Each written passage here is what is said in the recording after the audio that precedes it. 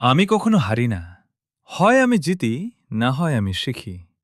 বিখ্যাত উক্তিটি নেলসন ম্যান্ডেলার, যাকে দক্ষিণ আফ্রিকার বর্ণবাদী শাসন ব্যবস্থার বিরুদ্ধে সংগ্রাম করার কারণে প্রায় ২৭টি বছর কারাগারে বন্দী থাকতে হয়েছিল। কিন্তু সেই দীর্ঘ ২৭ বছরে তার আদর্শ, তার সংগ্রাম ও তার মনোবলে একটুও কমতি দেখা যায়নি। বরং দীর্ঘ ২৭ বছর পর জেল থেকে ফিরে এসে তিনি হয়ে উঠলেন দক্ষিণ আফ্রিকার প্রেসিডেন্ট। ১৯৯৮ সালের ১৮ সেপ্টেম্বর মার্কিন যুক্তরাষ্ট্রের হার্ভার্ড ইউনিভার্সিটিতে এই মানুষটিকে যখন সম্মানসূচক ডিগ্রি প্রদান করা হয়েছিল, তখন তিনি একটি ভাষণ দিয়েছিলেন, যার প্রতিটি কথা, প্রতিটি লাইন, প্রতিটি শব্দ মানুষের শিরায় শিরায় আগুন জ্বালিয়ে দিয়েছিল। আজকের ভিডিওতে আজ আমরা সেই হার নামানা যোদ্ধার বলা কথাগুলোকে বাংলায় রূপ দিতে যাচ্ছি। তাই যদি তুমি তোমার অপমানের জবাব সাফল্যের মাধ্যমে দিতে চাও, তাহলে আগামী কয়েকটা মিনিট ধৈর্য সহকারে আমার সাথেই থাকো। তো চলো শুরু করা যাক।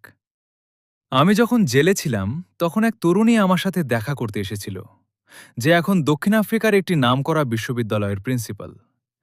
দেখা হওয়ার পর সে কোনোরকম ভূমিকা ছাড়া আমাকে সরাসরি বলল, আমার বাবা যদি বেঁচে থাকতেন তাহলে তার বয়স হতো ৭০ বছর। আপনিও ৭০ বছরের বৃদ্ধ।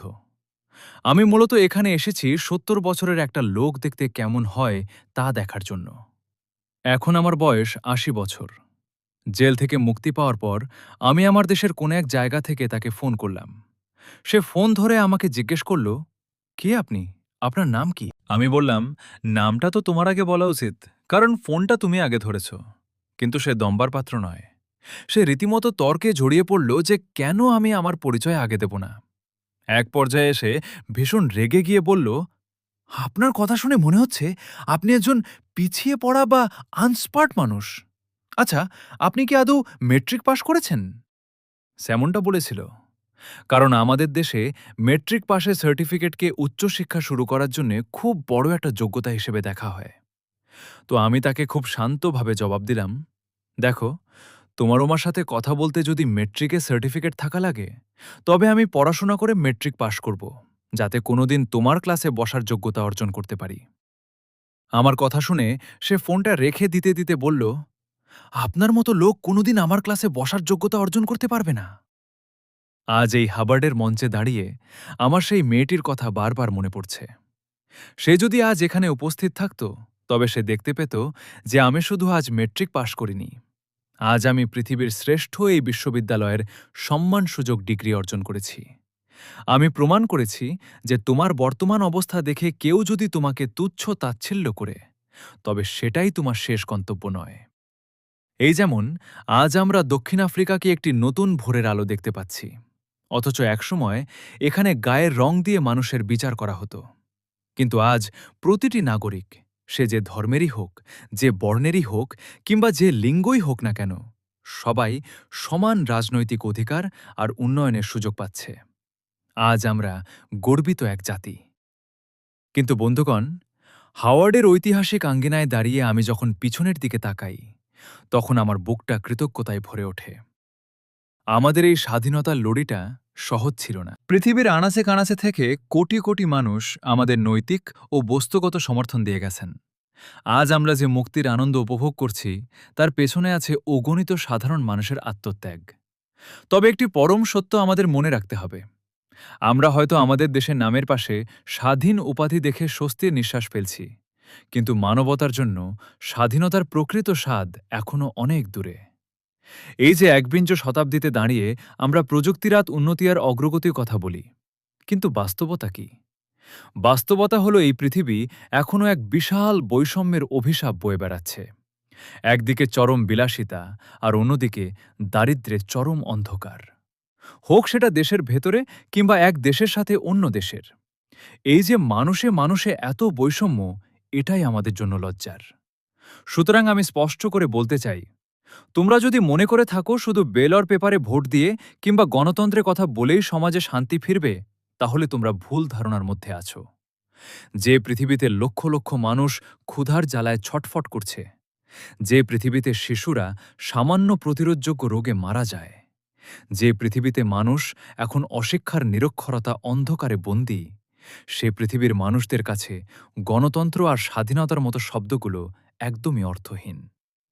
তাই যতদিন আমরা মানুষের জীবনের মান পরিবর্তন করতে পারছি, যতদিন আমরা দারিদ্র্যের শিকল ভাঙতে পারছি, ততদিন আমাদের স্বাধীনতা অপূর্ণই রয়ে যাবে। আজ যখন আমি এই হাবারের বিশ্ববিদ্যালয় প্রাঙ্গণে দাঁড়িয়েছি, তখন আমি অনুভব করছি এটি কেবল একটি প্রতিষ্ঠান নয়, এটি হলো এক বিশ্বজনীন চেতনার মূর্ত প্রতীক। যখনই সারা বিশ্বের বিদ্বান এবং চিন্তাশীল মানুষগুলো একসাথে মিলিত হয়, তখন সেখানে এক অভিন্ন সত্তার জন্ম হয়। হাওয়ার এই প্রাঙ্গণ আমাদের মনে করিয়ে দেয় যে আমরা সবাই আসলেই একক ও অখণ্ড পৃথিবীর একটি অংশ, এবং আমাদের এই বিশ্বায়নের যুগে সবচেয়ে বড় চ্যালেঞ্জটি কি জানো?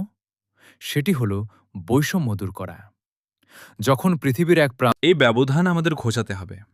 আমি বিশ্বাস করি শিক্ষা হলো সেই মহা ঔষধ যা দিয়ে পৃথিবীর যে কোনো ক্ষত সারিয়ে তোলা সম্ভব। কিন্তু সেই শিক্ষা যেন কেবল পুঁথিগত বিদ্যা না হয়।